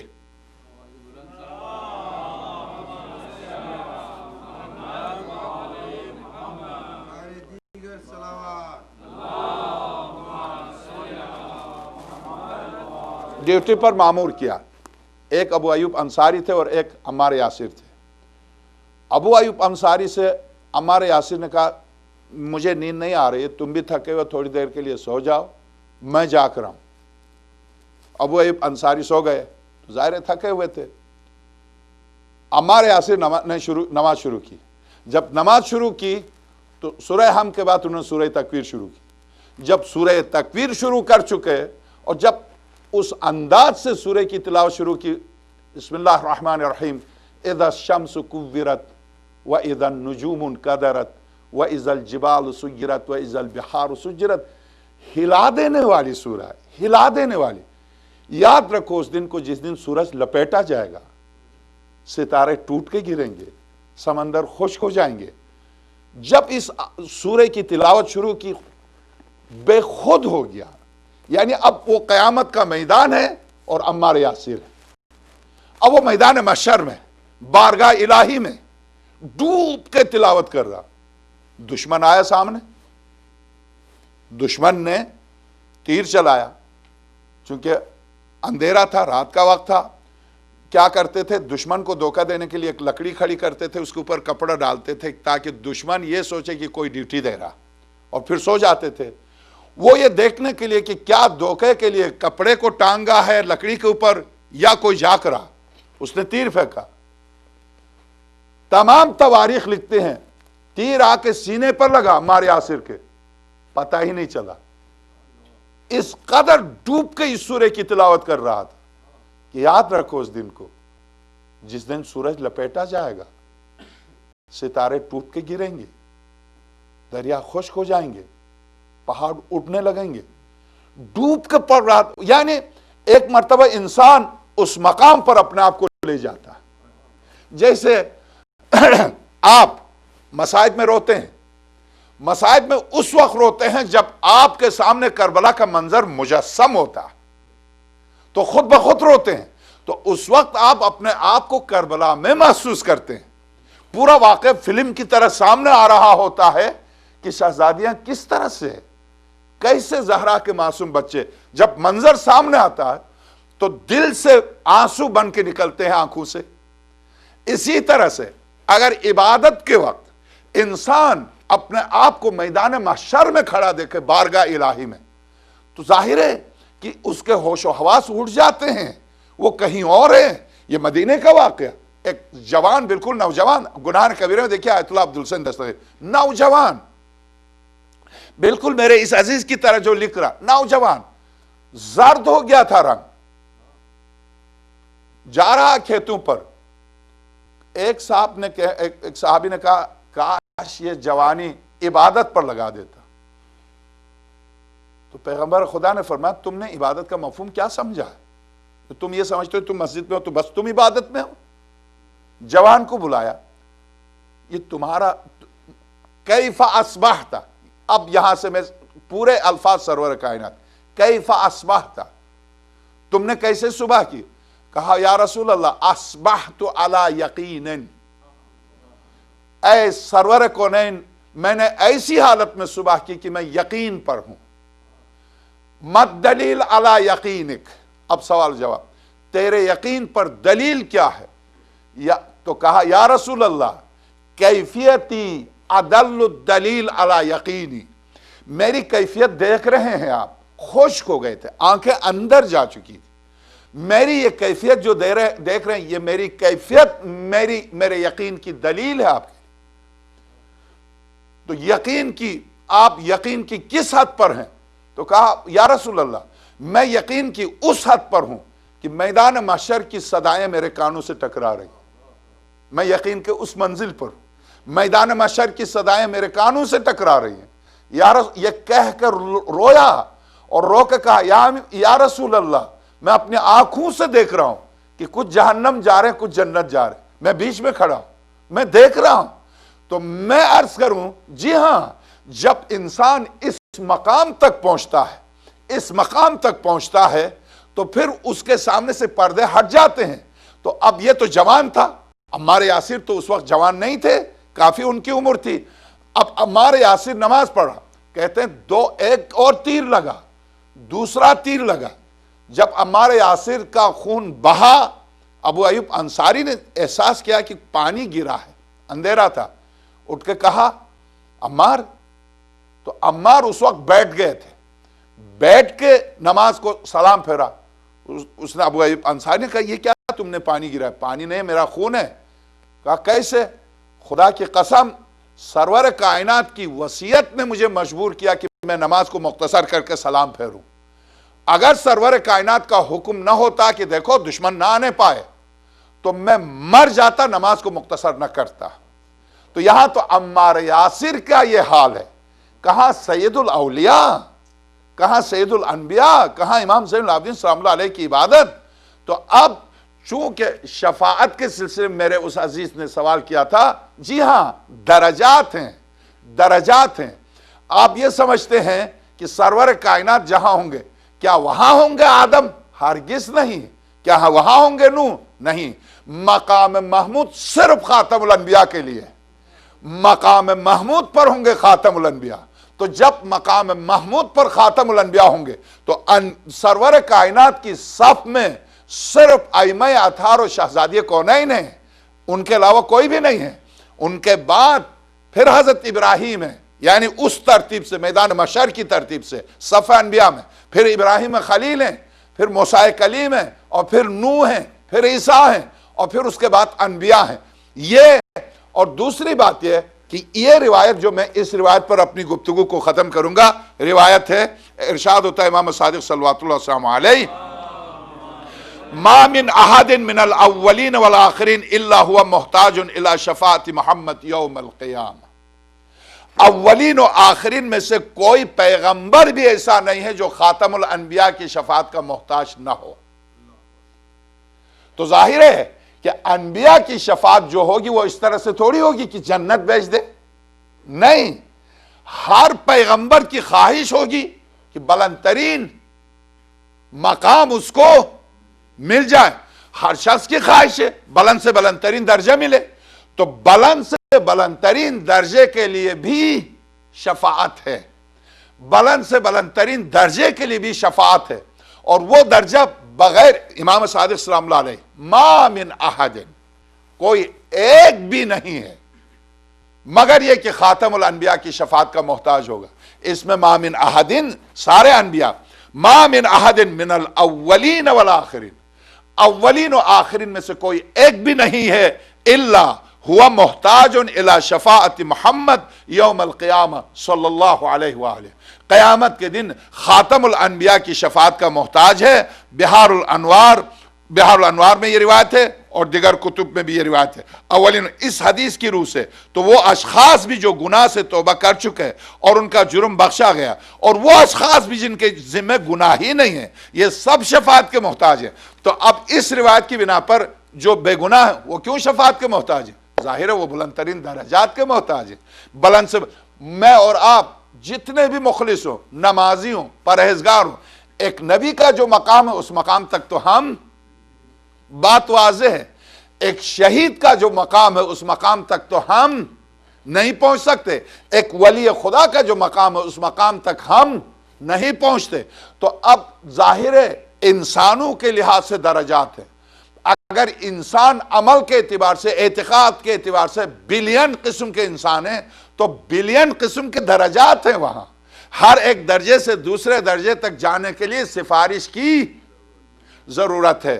تو ایسی صورت میں پتہ چلا اس روایت سے اور خود قرآنی آیات سے کہ شفاعت کا محتاج ہر ایک ہے. ایک گناہ بخشوانے کی شفاعت کا محتاج ہے، ایک درجات میں بلندی، مثلا زندگی میں اس کی مثال، اور یہ عدل کے منافی بھی نہیں ہے. ایک طالب علم محنت کرتا، سال بھر محنت کرتا، اتفاق کی بات یہ ہے کہ جب سال کے آخر میں پرچہ ہوا تو ایک شخص ایک بچے جس نے سال بھر محنت نہیں کی تھی، کھیلتا رہا تھا کلاس میں، کچھ ایسے سوالات آ گئے جو اس کو یاد تھے، پاس ہو گیا. ایک طالب علم جس کو میں جانتا ہوں ایک ٹیچر کی حیثیت سے، میں نے پڑھایا محنت سے، میں جانتا ہوں اس کو، بہت محنتی ہے. اتفاق سے پیپر میں سارے سوالات تو نہیں آتے، پیپر میں چنے ہوئے کچھ سوالات آ جاتے ہیں. کچھ سوالات ایسے آئے جن میں سے کچھ وہ جانتا تھا، کچھ نہیں جانتا تھا. اور جبکہ میں جانتا ہوں پوری طرح کہ یہ طالب علم شریف النفس، یہ طالب علم محنتی، یہ طالب علم پورے سال اس کے پیپر 100% صحیح، مگر فائنل ایگزام میں اس کے کچھ نمبر کم ہو گئے، کچھ سوال ایسے آگے جو اس کو یاد نہیں تھے۔ ضمیر سے پوچھئے کہ اس طالب علم کے ساتھ کیا سلوک کیا جائے، ضمیر سے پوچھئے۔ ضمیر عدل الہی کی بہترین دلیل، سال بھر وہ محنت کرتا تھا 2-3 نمبر دے کے اس کو پاس کیا جائے۔ یہ نہ عدل کے خلاف ہے، نہ انسانیت کے خلاف ہے، نہ کسی کی حق تلفی ہے۔ کسی کی محنت کو مزید اس کو اجاگر کرنا ہے، یہ کسی کی حق تلفی۔ ہاں، حق تلفی اس وقت ہے کہ ایک شخص فرسٹ پوزیشن میں آ رہا تھا، میں جس کو چاہتا تھا اس کو میں نے پوزیشن دی، یہ حق تلفی ہے، ظلم ہے، اور اس شفاعت کی اسلام میں گنجائش نہیں ہے۔ ایک محنتی تھا، 2 نمبر سے فیل ہو رہا تھا، میں نے اس کو پاس کر دیا، کوئی باضمیر انسان نہیں کہہ سکتا یہ غلط ہے۔ کیوں غلط ہے؟ قطعاً غلط نہیں ہے، اور عین ممکن ہے کہ سال بھر اس نے محنت کی اور صرف 1 یا 2 سوال ایسا آئے جو اتفاق سے اس کو یاد نہیں تھے، باقی پوری کتاب یاد تھی، پوری کتاب وہ استاد کو سناتا رہا، 2 سوال اس کو یاد، بس 2 سوال کی وجہ سے میں اس کو فیل کر دوں؟ نہیں، یہ ظلم ہے، یہ زیادتی ہے۔ قیامت کے دن شفاعت کا یہی مسئلہ ہے، میری ذرا سی کمی کو پورا کیا جائے گا، نہ میرا عقیدہ نہ میرا عمل مجھے اٹھا کے جنت بھیج دے، ایسی کوئی شفاعت نہیں ہے، ایسی کوئی شفاعت نہیں ہے۔ مکتبہ اہل البیت میں چونکہ قرآنی آیات کے ذریعے اب تک میں گفتگو کر چکا ہوں، اس طرح کی شفاعت کا تصور نہیں ہے۔ ہاں، کچھ جرائم ہیں، اور خاص طور سے اسلام نے عقیدے پر زور دیا، اس کی مثال آپ کے سامنے ہے۔ ابھی بھی میں مثال دے کر رہا ہوں، پھر سے اس مثال کو اس مقام پر پھر سے دہرا رہا ہوں، مجھے معاف کیجئے گا۔ مثال آپ کے سامنے، فاسق و فاجر ہے، میں نے فرض کر جب نعوذ باللہ میں نے دیکھا شراب پیتے ہوئے، ٹھیک، نماز پڑھتے ہوئے نہیں دیکھا میں نے، مگر میں نے دیکھا وہ مجلس میں آتا تھا، بڑے روزے بھی رکھتا تھا۔ یہ بڑے شہروں کی باتیں، میں نجف سے آیا تھا کراچی میں، جب میں پیش نماز تھا تو میں سنتا تھا کچھ جوان بچوں سے میں نے بڑے روزے رکھے، مجھے حیرت ہوتی تھی، میں نجف میں پڑھنے کے لیے گیا تھا، مجھے ان کے پاس پڑھنا چاہے تھے بڑے روزے کون سے چھوٹے کون سے، جو مجھے نہیں پتا بڑے روزے کون سے واقعاً۔ تو پتا چلا کہ شب قدر کے روزے کو بڑا روزہ کہتے ہیں۔ خیر، شب قدر کے روزے رکھتے تھے وہ، پھر بڑے دنوں میں آتے تھے نماز پڑھنے کے لیے، عید کی نماز سال میں 1 دفعہ۔ تو اب بڑے روزے بڑی نمازیں اسی طرح سے، تو بڑے روزے بڑی نمازیں، بہرحال اب چونکہ میں زندگی بھر نہیں پڑھی، مگر میں نے دیکھا بڑے روزے وہ رکھتا تھا، بڑی نمازوں میں وہ شریک ہوتا تھا، مر گیا۔ اب مجھے بلایا، مولوی آجا نماز پڑھ لے۔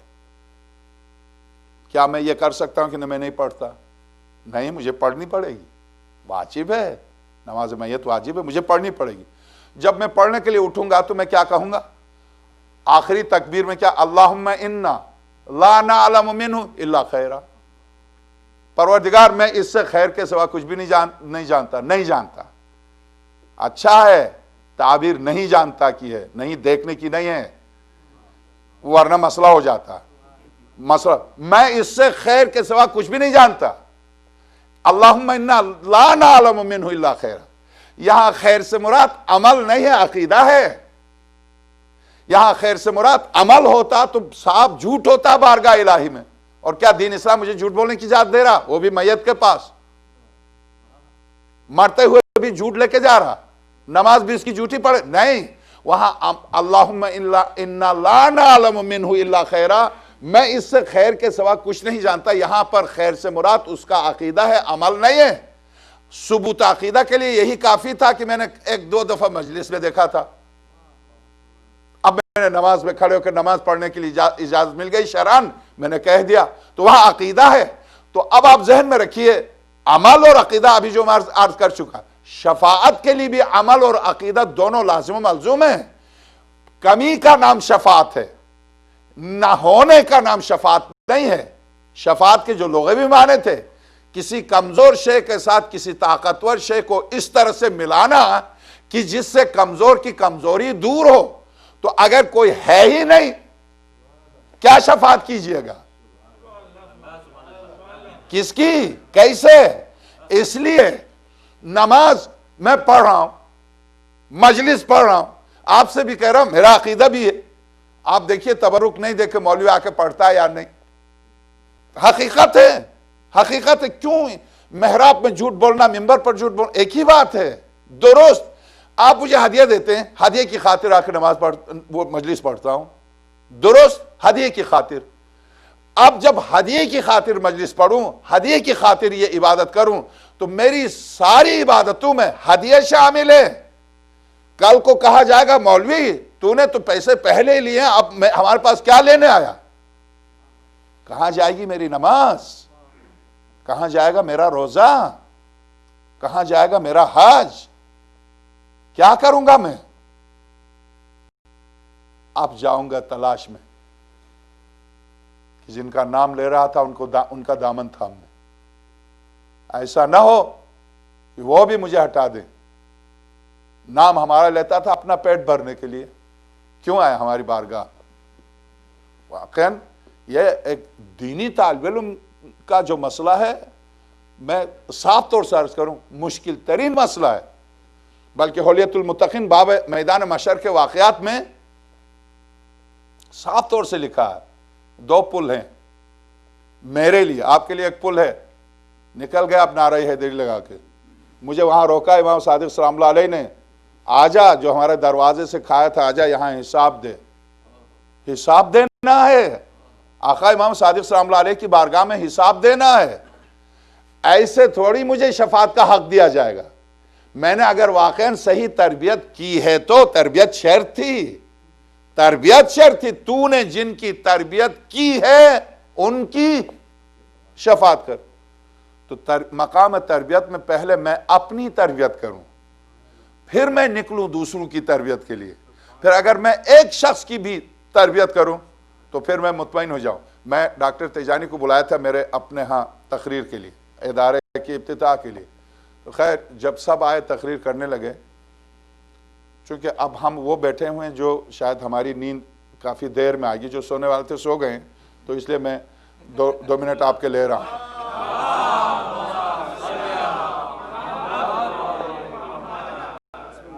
تو میں نے سب تقریر کر چکے، 12-15 علماء تھے، سب تقریر کر چکے۔ اب آخر میں تیجانی کو بلانے کے لیے گیا، تو میں نے کہا میں اب اس شخص کو بلاتا ہوں کہ آپ اگر اہل جنت میں سے کسی کو اس وقت دیکھنا چاہیں تو دیکھ لیں، میں اس کو بلا رہا ہوں۔ خیر میں نے اس کے بعد ان کو بلایا، وہ اسٹیج پر آ کے رونے لگے، آج موسیقی آپ نے زیادتی کی، میں آپ کو کیسے پتا کہ میں جنتی ہوں؟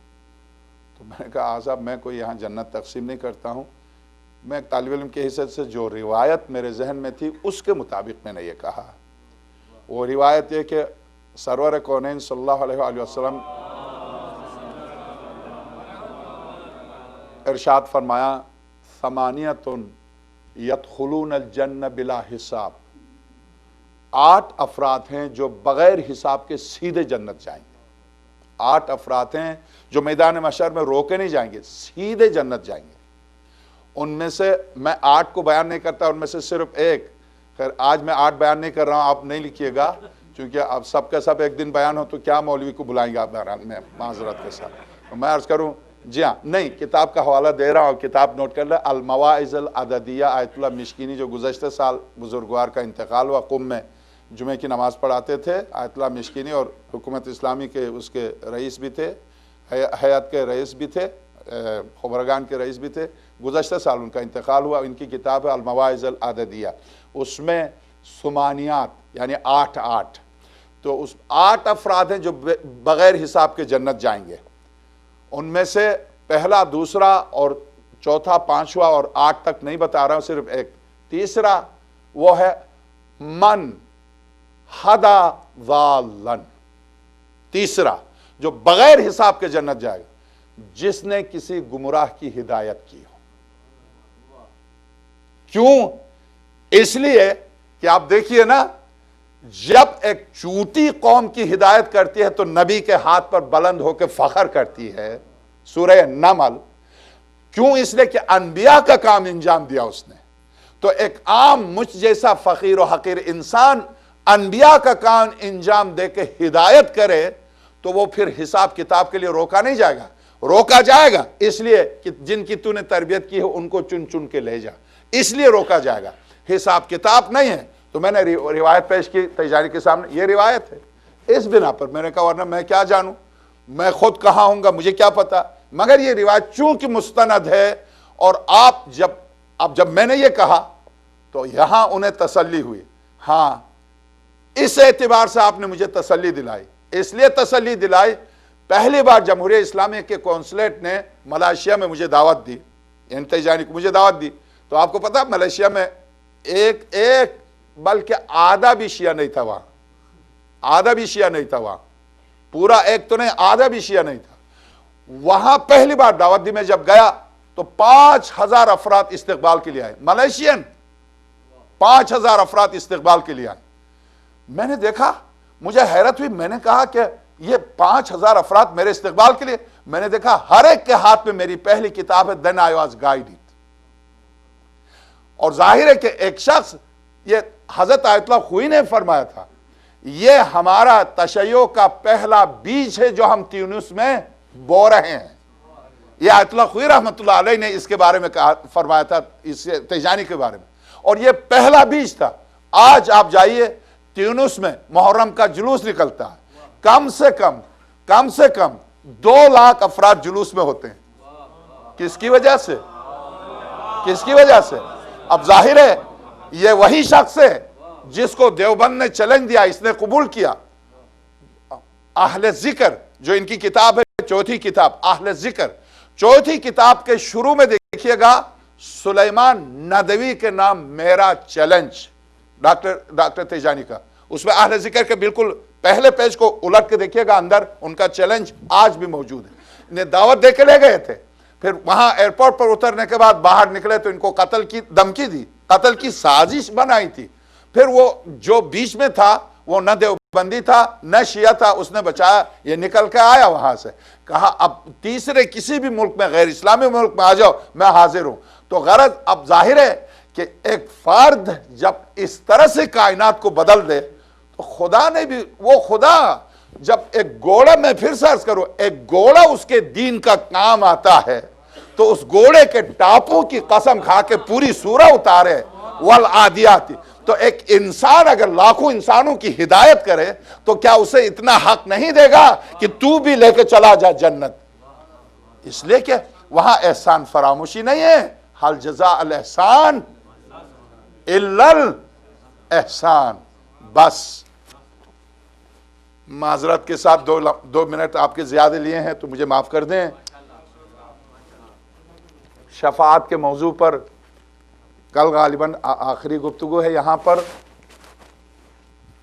آئیے, میں نے عرض کیا شہزادی کونین سلام اللہ علیہ نے عقد کے وقت جب فرمایا, بابا عام خواتین کا جتنا مہر ہوتا میرا تو اتنا بھی مہر نہیں رکھا آپ نے, 480 درہم. بابا کہا بیٹی کتنا مہر چاہتی ہو؟ بابا مجھے یہ بھی نہیں چاہیے, مجھے صرف خدا حق کے شفاعت دے دے, میرے بچوں پر رونے والوں کے لیے حق کے شفاعت دے دے. لکھتے ہیں حق کے شفاعت دے دے. زہرا کتاب کا نام ہے, شیخ عباس قمی کا بھی, علامہ حراملی کا بھی, بہت سے 7 مجتہدین کے مقالے کا مجموعہ ہے شہزادی کونین کا, اس میں یہ روایت نقل کی ہے.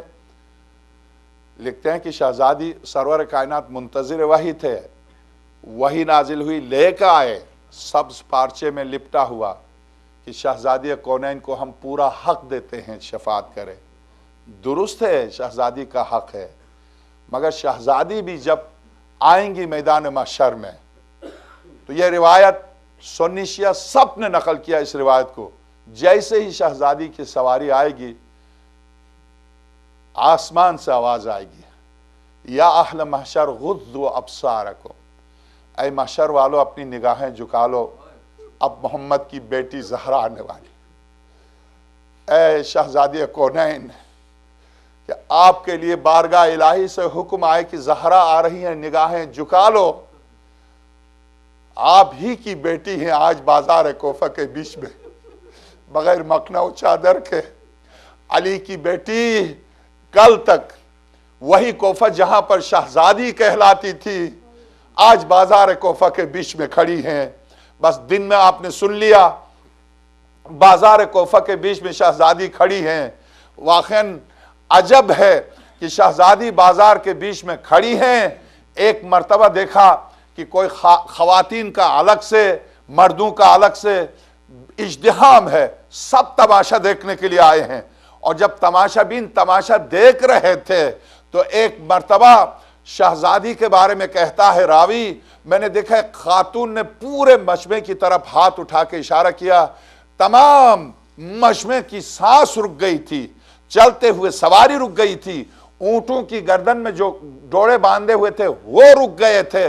ایسے میں نے دیکھا وہ روب اور وہ جلال اور وہ عظمت کہ ایک اشارے سے سناٹا اور بالکل ہر چیز ساکن سکون۔ اس وقت جب صدا بلند کی حمد و ثناء الہی سے مجھے ایسا لگا کہ علی کی صدا آ رہی، علی کا خطبہ شروع ہوا ہے۔ شہزادی نے جب خطبہ دینا شروع کیا اور ٹھیک خطبے کے بیچ میں کوئی خاتون آئی کھجور لے کے آئی سامنے، کہا کہ یہ میں کھجور لے کے آئی ہوں بچوں کو دینے کے لیے کہ یہ بچے یتیم ہیں، اسیر ہیں، دعا کر لے، میری ایک بہت اہم حاجت ہے۔ تو شہزادی نے خطبے کو روکا، آگے بڑھ کے اس خاتون کے ہاتھ کو روکا، خاتون یہ صدقہ کھانے والے بچے نہیں ہیں، یہ صدقہ نہیں کھاتے، ہم پر صدقہ حرام ہے۔ تو اس خاتون نے کہا آپ کون ہیں؟ کہا تمہاری حاجت کیا ہے بتا دو، میرے بچے ایسے ہی دعا کر لیں گے، ہم اس دروازے سے تعلق رکھتے ہیں کہ اگر ہم دعا کریں گے تمہاری حاجت پوری ہوگی۔ کہا میری حاجت صرف اتنی سی ہے۔ ایک طویل عرصہ ہو گیا اسی کوفے میں ایک شہزادی ہوتی تھی جن کی میں خدمت کیا کرتی تھی، انہی کی خدمت میں ہوتی تھی، انہی کی جوتیاں سیدھا کرتی تھی۔ ایک عرصہ ہو گیا مجھے بہت یاد آ رہا، میری سمجھ میں نہیں آیا ہے، شاید اس شہزادی پر کوئی تکلیف آئی ہے، مجھے دن رات وہ شہزادی یاد آ رہی ہیں، بس آپ دعا کیجئے، آپ اسیر ہیں، میری ملاقات ہو اس شہزادی سے۔ کہا وہ کون ہے؟ کہا وہ علی کی بیٹی اور فاطمہ زہرا کی نور نظر زینب ہیں۔ جس وقت یہ کہا تو شہزادی نے کہا کیا تم پہچان سکو گی؟ کیسی باتیں کرتی ہیں آپ، ایک خاتون جس کی میں نے جوتیاں اٹھائی ہوں، کیا میں اس شہزادی کو نہیں پہچانوں گی؟ جس دروازے پر میں نے نوکری کی ہے کیا میں اس کو نہیں پہچانوں گی؟ اے خاتون، جس شہزادی کی تو باتیں کر رہی ہو، جس کی تو نے جوتیاں اٹھائی ہے، اگر تم اس وقت دیکھو گی تو پہچانو گی۔ اے خاتون آپ ایسی باتیں نہیں کریں میری شہزادی کے بارے میں، بازار کوفہ اور میری شہزادی میں کیسے دیکھ سکتی ہوں؟ اے مومنہ، وہی شہزادی جس کی دیکھنے کی تو تمنا کر رہی وہ تیرے سامنے کھڑی ہے۔ ایک مرتبہ غور سے دیکھا، کیا واقعاً آپ ثانی زہرا ہیں؟ یہ کیسے ممکن ہے کہ زہرا کی بیٹی اور بازار کوفہ ہو؟ الا لعنت اللہ علی القوم الظالمین سیعلم الذین ظلموا علی محمد ای منقلب ينقلبون۔ ماتم حسین۔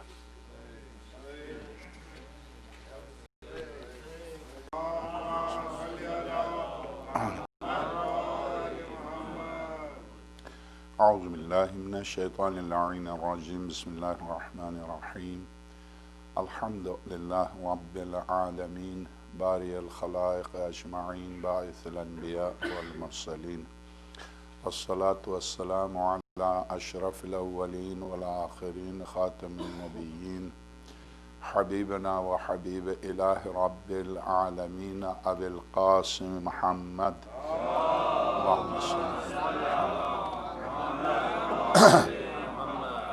وعلى آله الأطيبين الأطهرين الغر الميامين المحجلين الذين أذهب الله عنهم الرجس وطهرهم تطهيرا، اللهم صل على محمد واللعنة الدائمة على أعدائهم أجمعين من أول يوم ظلمهم إلى لقاء يوم الدين۔ أما بعد فقد قال الحكيم في محكم كتابه العظيم ومبرم خطابه الكريم قوله الحق وهو أصدق القائلين بسم الله الرحمن الرحيم من ذا الذي يشفع عنده إلا بإذنه صلوات.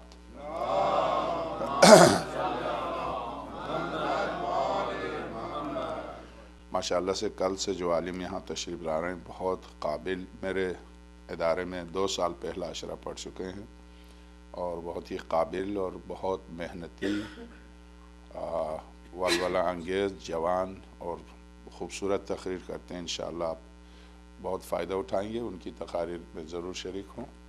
مولانا حجت الاسلام مولانا ظاہر الحسن صاحب بہت ہی قابل اور انتہائی ہی مخلص اور نفیس انسان ہیں اور ان کی تقاریر سے یقیناً آپ مستفیض ہوں گے. ہماری یہ 10-12 دن کی گفتگو کا آج یہاں پر خلاصہ ہے. شفاعت کا عنوان ہم نے ان مجالس کے لیے منتخب کیا تھا اور اس عنوان پر بہرحال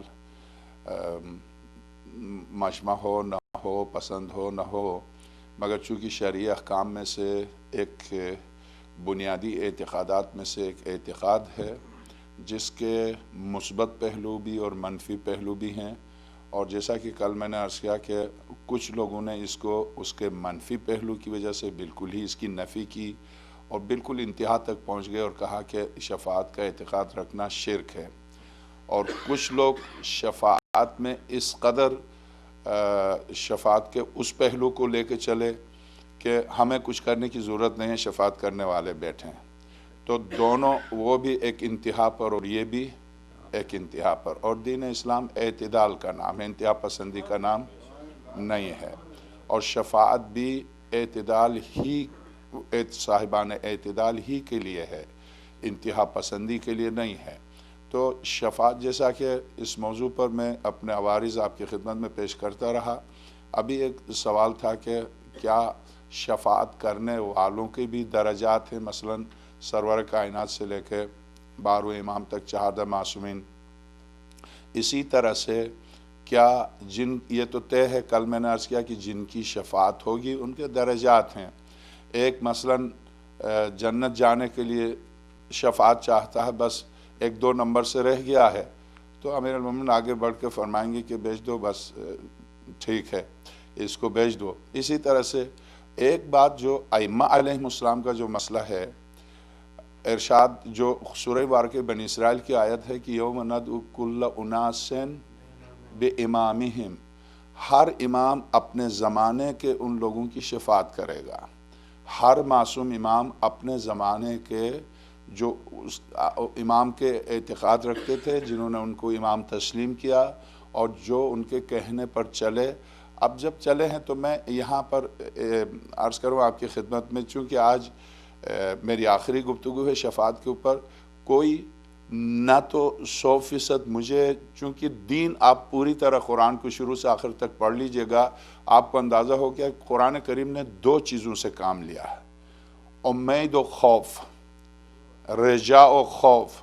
2 چیزیں، جنت کی امید دلائی ہے، جہنم کا خوف دلایا ہے. دین خوف و امید کے بیچ میں ہے. اس بنا پر نا امید کرنا اس کی سخت مذمت ہے.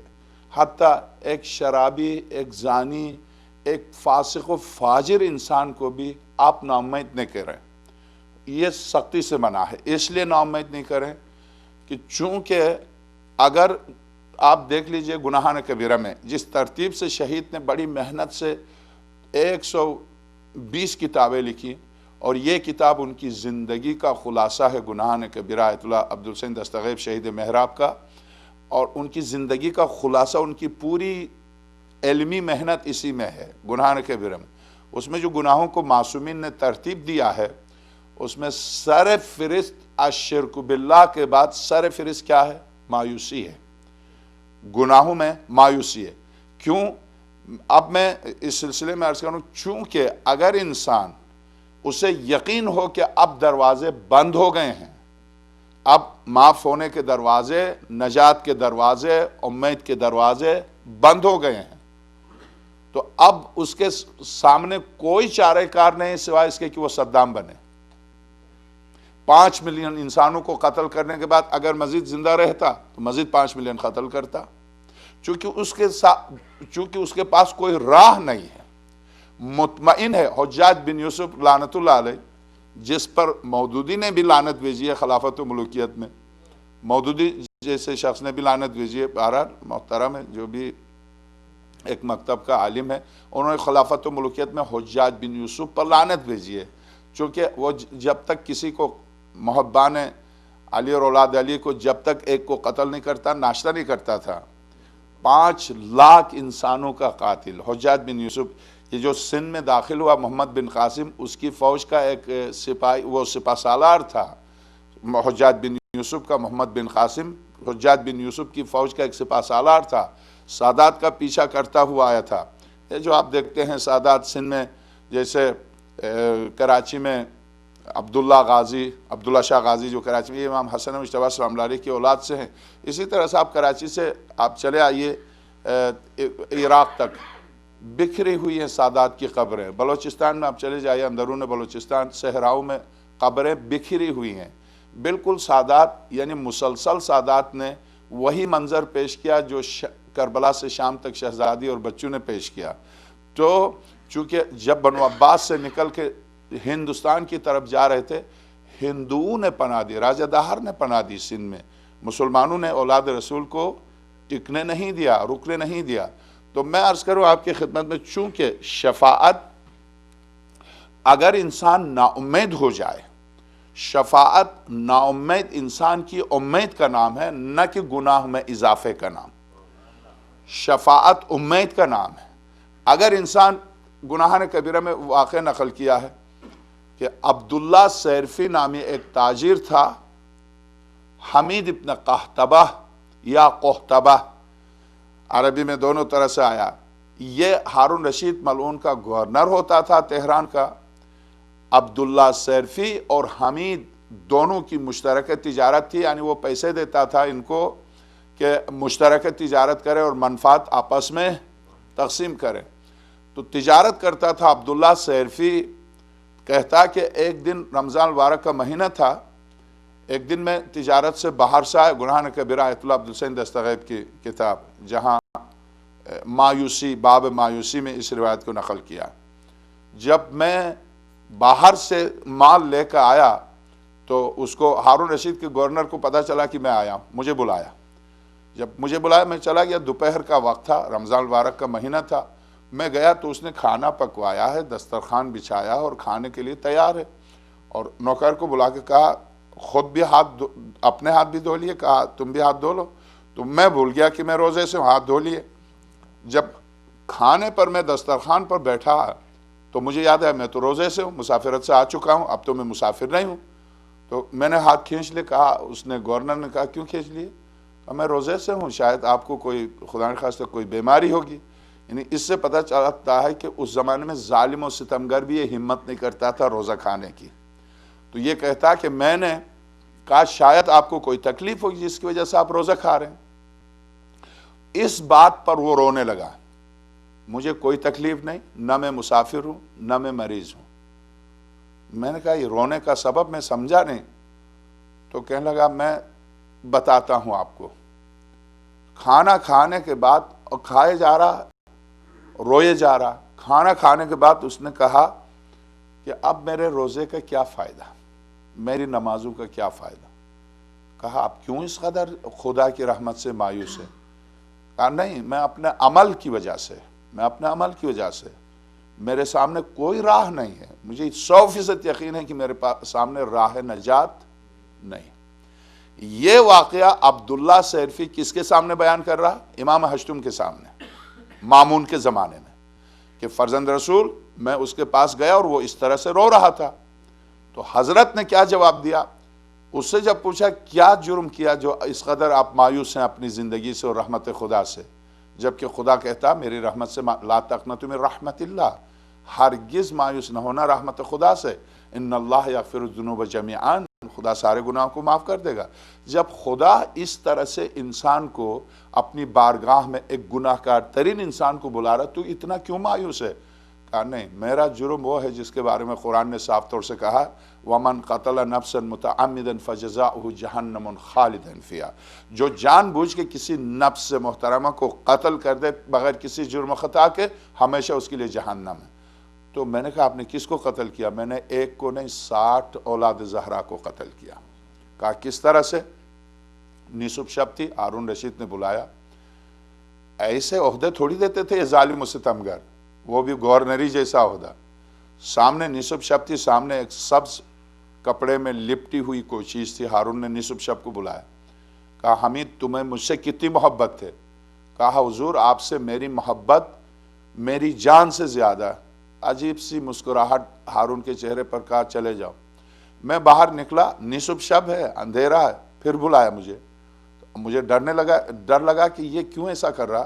بلا کے پھر وہی سوال کیا مجھ سے تمہاری کتنی محبت ہے؟ کہا حضور آپ سے میری جان میری اولاد سے زیادہ محبت ہے۔ اس کے بعد میں خاموش ہو گیا، کہا چلے جاؤ۔ میں نکلا، پھر بلایا اور وہی سوال کیا مجھ سے تمہیں کتنی محبت ہے؟ تو اب چونکہ میں گھبرایا ہوا تھا، میں نے کہا حضور آپ سے میری محبت میری جان میری اولاد میری عزت و آبرو میرے دین سے بھی زیادہ، دین سے۔